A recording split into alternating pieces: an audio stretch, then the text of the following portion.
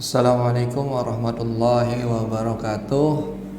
Eh, Alhamdulillah pada kesempatan siang hari ini kita masih diberikan kesehatan dan kesempatan sehingga kita masih bertemu pada perkuliahan statistik di pertemuan yang ke-6. Baik, rekan-rekan mahasiswa pada siang hari ini semuanya sehat selalu? Alhamdulillah. Sebelum kita memulai perkuliahan pada hari ini, terlebih dahulu saya akan sampaikan beberapa informasi. Yang pertama, mudah-mudahan setelah kalian berlibur, kalian akan lebih semangat dan termotivasi lagi untuk kuliah, dan tentunya ini akan menjadi awal bagi kalian untuk sukses ke depannya. Yang kedua, untuk materi hari ini perlu saya sampaikan terkait sub capaian pembelajaran mata kuliah. Yang pertama, mahasiswa mampu mendefinisikan validitas dan reliabilitas instrumen.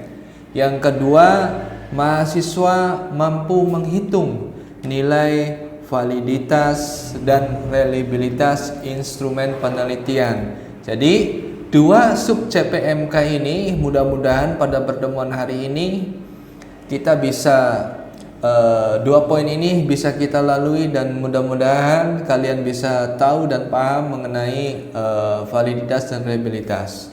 Tentang validitas dan reliabilitas instrumen. Baik, dari dua kata ini, validitas dan reliabilitas, ada yang pernah dengar nggak dua kata ini? Validitas dan reliabilitas dulu deh.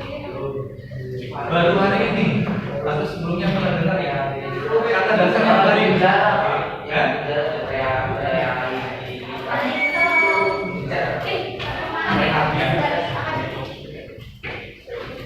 Baik, fokus kita hari ini adalah instrumen mengenai validitas dan reliabilitas. Namun, mohon perhatian karena waktunya tidak banyak ya. Tujuan kita belajar hari ini ada dua.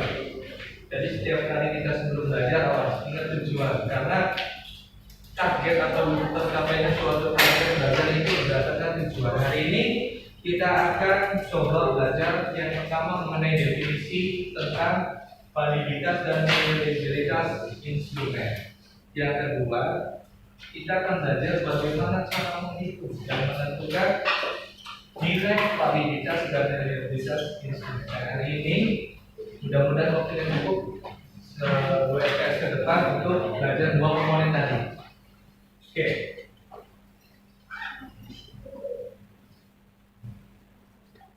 Oke, ini tujuannya apa sih kita belajar tentang validitas dan reliabilitas? Ada yang bisa bantu saya jawab? Kedepannya untuk apa ini?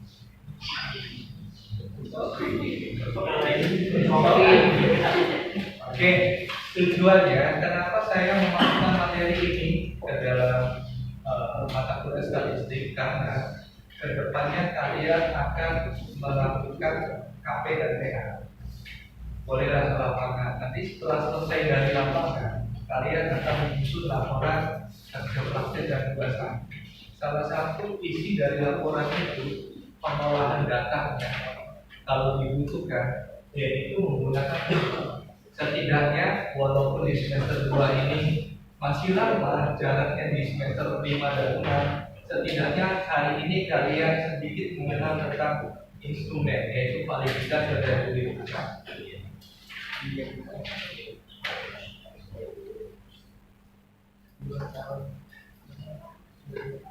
Oke, ini validitas dan reliabilitas digunakan ketika kalian melakukan penelitian. Jadi mahasiswa tingkat D3 itu bisa nggak sih meneliti? Bisa nggak? Bisa. Bisa sekali. Ya, D1, D2 juga bisa. Tapi kalau di ranah D3 itu tidak diwajibkan untuk meneliti. Hanya sekedar kalian KPTA selesai bikin laporan. Tapi suatu saat nanti kalian ketika lanjut ke eksam pasti ini wajib benar. Apalagi bidang teknik, di bidang non teknik aja wajib memiliki kayak pendidikan, kedokteran dan lain sebagainya. Makanya mudah-mudahan nanti kita belajar kedepannya bisa bermanfaat ketika kalian membutuhkannya. Apa sih tujuan kalian meneliti? Yang pertama adalah rasa keingintahuan kalian mengenai sesuatu. Jadi rasa keingintahuan yang besar ini bisa jadi akan memotivasi kalian untuk mencari tahu. Itu ya. Yang kedua, dikerjakan secara ikhlas bersenang.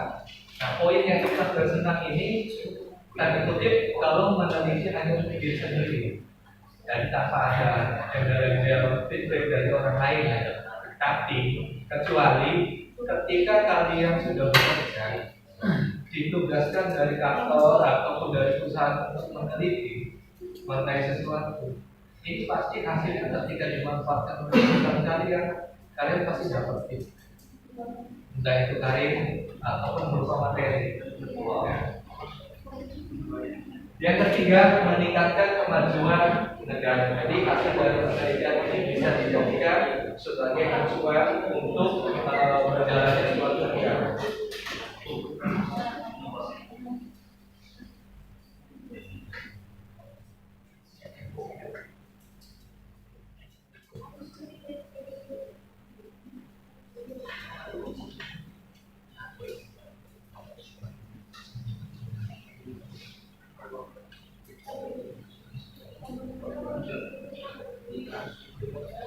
Baik, ini ya.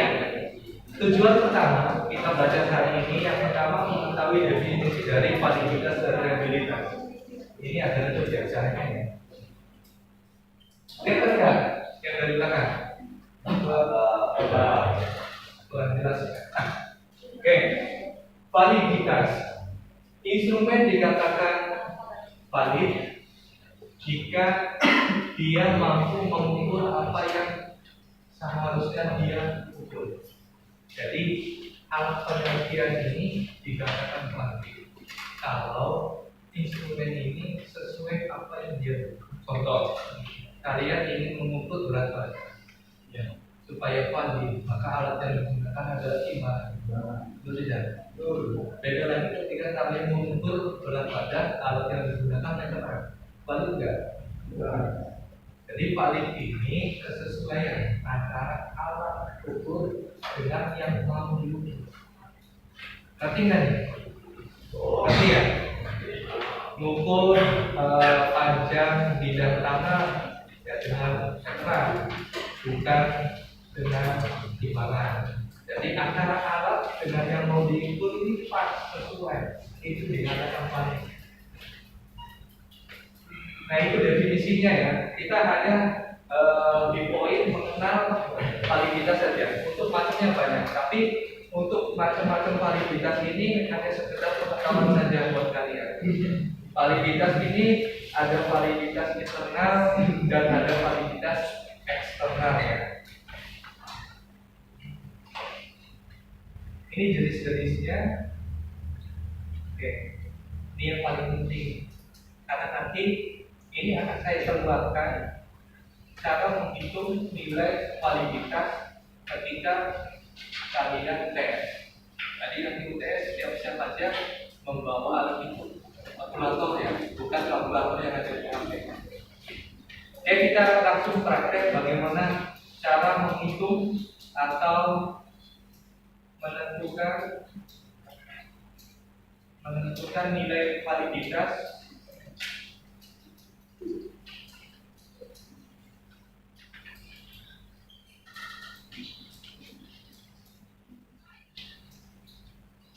ini. Bagaimana yang tadi saya sampaikan bahwa instrumen itu valid kalau dia sesuai antara apa yang diukur dengan alat ukurnya. Contohnya ini ya, menimbang berat badan dikatakan valid jika menggunakan timbangan, bukan menggunakan meteran. Ini analogi yang sederhananya ya.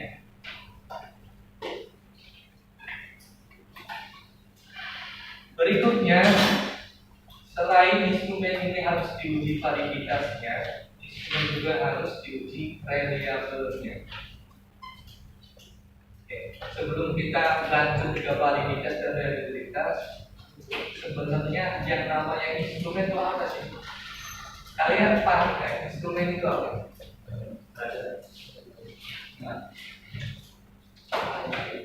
Alat. Oke.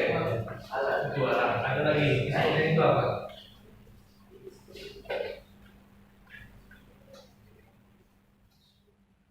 Instrumen kalau dalam lagu beda artinya. Instrumen ini definisinya tergantung penggunaannya. Nah, instrumen kalau dalam ilmu statistika adalah sebuah alat yang digunakan untuk memperoleh data. Nah, biasanya mahasiswa kita ketika dia di lapangan, nanti kalian juga alami ketika semester 5 sampai dan semester 6-nya TK. Ketika kalian di lapangan, pasti kalian akan mencari data. Nah, metode untuk mencari datanya itu dengan cara apa? Contoh, kalian ingin mengetahui hasil penjualan misalkan kerupuk ya yang ada di pabrik kerupuk, itu pasti ada sesuatu yang disiapkan terlebih dahulu untuk kalian mendapatkan hasil penelitian itu. Apa? Caranya dengan apa?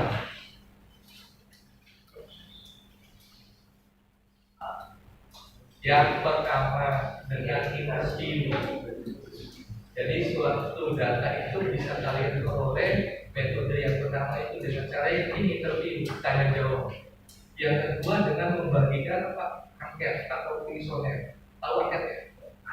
Angket atau kuesioner.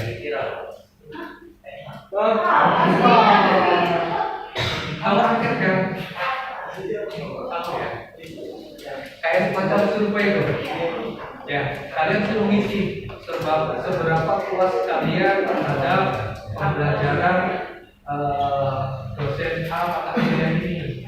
Itu kuesioner. Dan nanti kalian akan membuat kuesioner untuk mendapatkan data penelitian bisa sampai masuk nilai. Namun kuesioner ini harus diuji validitasnya.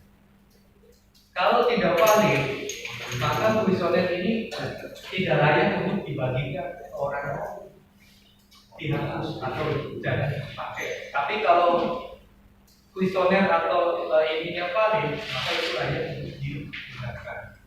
Nah, makanya kita menentukan atau cara menghitung validitas dan reliabilitas ini supaya kedepannya kalian bisa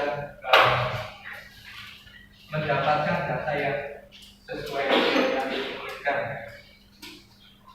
Oke, langsung kita praktek saja. Biasanya siap-siap di sini kondisi kalian sudah berbeda dengan ketika kalian pagi. Oke, ini formulasi yang kalian pakai ketika kalian ingin menghitung nilai validitas. Salah satu metode kalian untuk menghitung nilai validitas ini menggunakan korelasi Pearson.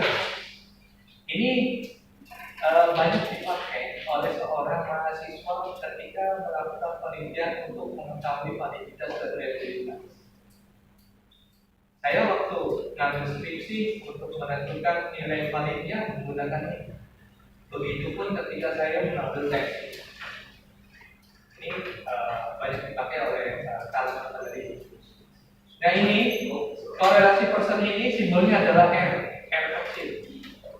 Ini rumusnya bisa kalian pahami. Kalau hanya dipahami mungkin paham, tapi kalau tidak sekali digunakan maka kedepannya tidak akan apa lagi ya. Jadi nanti ada dua komponen yang harus kalian hitung. Yang pertama adalah nilai R, korelasi Pearsonnya. Yang kedua nilai T-nya. Jadi untuk mendapatkan nilai T ini harus hitung R dulu. Jadi kalau R-nya sama, maka T-nya juga harus sama. Oke, bagaimana Pak cara menghitungnya? Oke.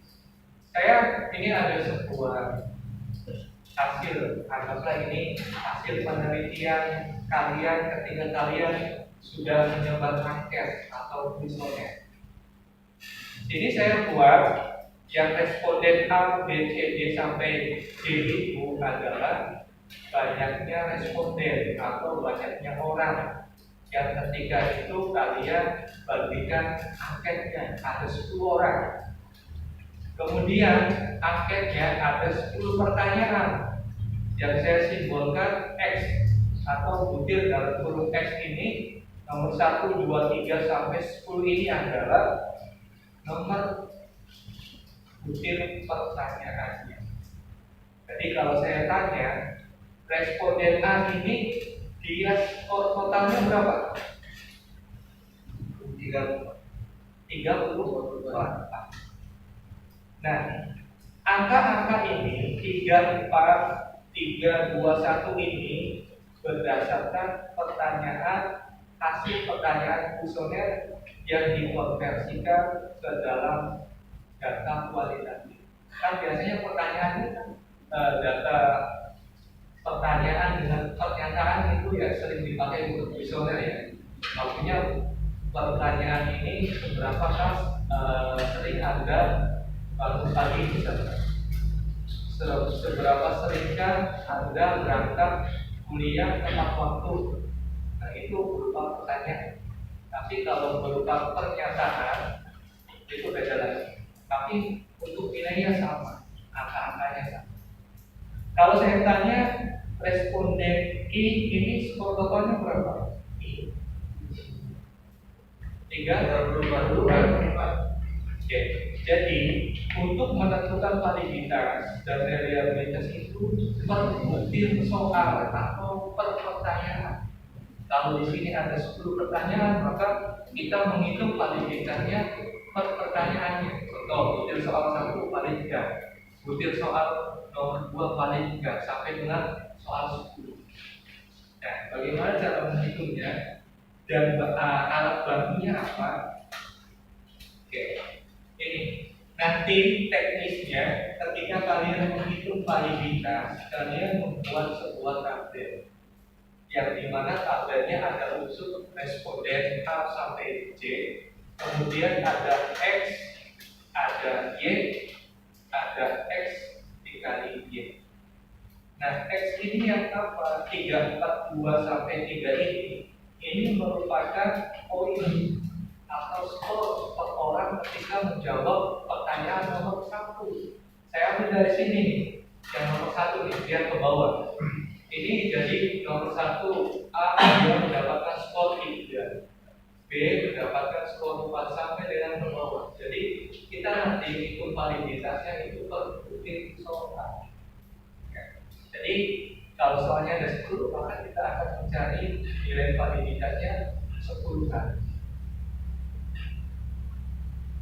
Jadi nanti yang kalian cari atau tulis berupa tabel seperti ini. Ada X, ada Y, ada XY, dan tambahan 2 lagi, X kuadrat dan Y kuadrat. Karena di sini ada X kuadrat dan Y kuadrat. Oke, coba kita cari validitas butir skor nomor 1. Nomor 1 ini yang ini ya, 3, 4 ke bawah sampai 3 ya. Nah ini 3, 4, 2. Nah Y-nya itu kalian bisa peroleh dari total skor ya, yang 34, 30 sampai dengan 31 kalian salin ke sini. Kemudian kalian cari hasil kalinya antara X dengan Y. Kali ini 3 dikali 34 yaitu 102. Yang B 4 kali 30 120. Nah nanti X nya dijumlahkan. X ini nih dari 3 totalnya 31. Y nya juga dijumlahkan. Satu lagi nanti bukan hanya X dengan Y saja. Nanti kalian cari juga X kuadrat dengan Y kuadrat. Ini X. Jadi dalam tabel tambahkan 2 komponen ini ya, X kuadrat dengan Y kuadrat. Untuk apa? Nanti ini itu dimasukkan ke nilai-nilai. Oke, biar lebih enak, kita praktek saja ya. Ini kan butir nomor 1. Silakan kalian hitung dari nomor 1 sampai 10 ini, kalian pilih satu saja sesuai dengan titik kalian yang terakhir. Contoh, kalau saya timnya 15, berarti butir skor nomor 5. Kalau 19, 9. Caranya sama seperti ini. Buat dulu tabelnya, komponennya ada X, ada Y, X kuadrat, Y kuadrat, X kali Y. Sebelum kalian mengerjakan, saya hitung. Kira-kira ada gambaran nggak? Pertama, kalian tentukan nomor soalnya sesuai dengan angka terakhir kalian, gitu ya. Yang kedua, kalian buat tabel seperti yang ada di slide, tapi tambahkan komponen X kuadrat Y kuadrat. Yang ketiga, masukkan angka yang sesuai dengan yang saya tentukan berdasarkan ini. Contoh, kalau ini terakhirnya 02, maka yang kalian tulis butir skor nomor 2, yaitu 4, 3, 2 ke bawah, jangan ke samping, ke bawah. Jadi intinya silakan buat tabel seperti ini dulu, tambahkan X kuadrat, Y kuadrat pada tabel kalian. Silakan mulai mencoba dibuat dulu tabelnya, dihitung pakai kalkulator. Kalau ada yang belum jelas atau belum mengerti, bisa tanya ke temannya, sampingnya atau bermain. Boleh kerjasama antara butir ya. Kalau ada nomor ini berapa ada? 6 terakhir. 26 berarti dengan angka 6, 16, 36. 4. Ya, dengan 1, 11, 31. Iya.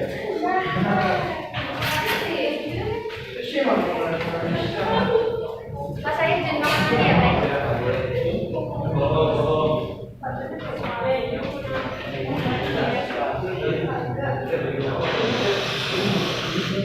Ada yang belum isi daftar lagi? Ada? Oke, sambil saya cek ya, saya barangkali ada yang kelewat atau yang ini. Dia Fadila, nama, suratnya aja nanti saya mau kan? Habis, Arif Fatul.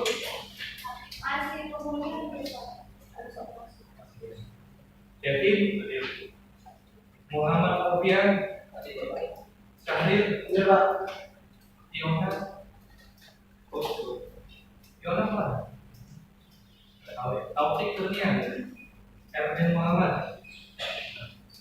Gina. Erdila. Muhammad Khairul Anam. Erdi Kusuma. Aja. Ya. Selanjutnya Zam-Zami. Adam Usman. Caca. Raihan. Adam Syafi'i. Andri. Syahdan. Muhammad Rian. Aguna. Andika. Muhammad Dika. Pak.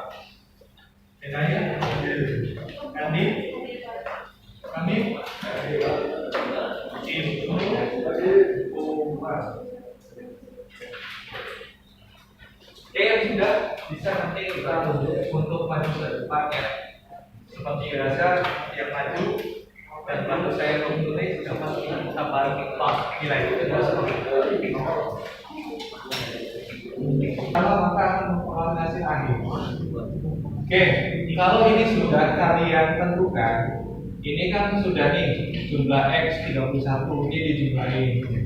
Jumlah Y-nya 286. Nah, X kali Y itu nanti begitu kalian selesaikan semua, ngisi mengkaitkan semua, maka ini dijumlah. Nah, ini jumlah X dikuadratkan, jumlah dari X pangkat 2. Nah, nanti jumlah itu X pangkat 2 nya berapa, Y pangkat 2 nya berapa. Nah, untuk R ini yang N ini artinya banyaknya soal. Ya, soalnya ada berapa? 10. Oh, ininya ada 1. Masukkan ke sini N ya. N kan ini ya. Kemudian ini jumlah X dikali Y. Jumlah X kali Y itu berapa? 932. Taruh di sini. Ya. Dikurangi jumlah X dikali jumlah Y. Jumlah X berapa? Jumlah X dikali jumlah Y. Ini dikali. Oke. Jadi perlu kalian pahami dulu nih simbol ini. Bawahnya akar dari perkalian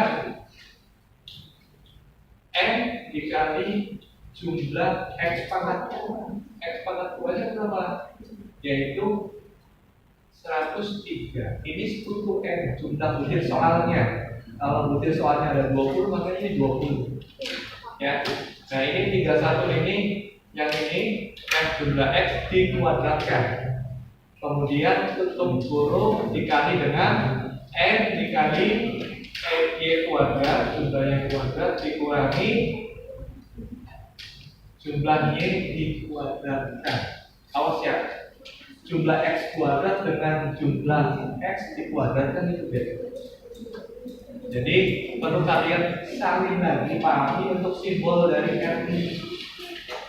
Ini ditulis dulu biar kalian gak bingung angka-angka ini diperoleh dari mana.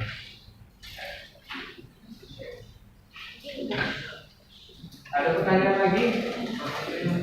Yang mana? Ini, nah ini hasil akhir dari formulasi ini. Ini kali ini dikurangi 31 kali 28, hasilnya berapa?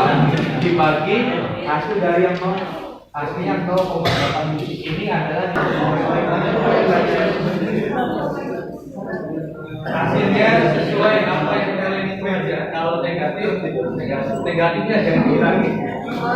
Ini adalah hasil dari kerja kalian untuk butir soal nomor 2. Silakan disesuaikan ya. Yang kebetulan sama, nomor 2 disesuaikan. Kalau ada yang belum tepat, silakan boleh langsung ke kanan. Begitupun dengan butir soal nomor 9. Ya, kalau belum hari ini belum selesai, bisa kalian kerjakan di rumah ya. Baik Pak. Karena memang waktunya tinggal 3 menit lagi ya. Oke. Untuk kesimpulannya, antara nilai R dengan nilai P ini, kita kan memilih soal ini valid atau tidak ya. Itu berdasarkan nilai R dan nilai P ya. Untuk bahasan valid atau tidaknya nanti akan kita sambung di pertemuan berikutnya ya. Alhamdulillah waktunya sudah akhir perkuliahan. Sebelum saya akhiri, ada pertanyaan tidak mengenai materi ataupun di luar perkuliahan? Silakan, ada yang mau dipertanyakan atau yang belum jelas. Kalau tidak ada pertanyaan, saya rasa saya sudah nanti semua ya. Baik, mungkin itu saja perkuliahan kita pada kesempatan hari ini. Mudah-mudahan apa yang kita pelajari bisa kita ambil ilmunya dan untuk bisa bermanfaat terutama untuk kita sendiri. Oke, kalau sudah ada pertanyaan, saya cukupkan saja untuk hari ini. Sampai ketemu di pertemuan depan.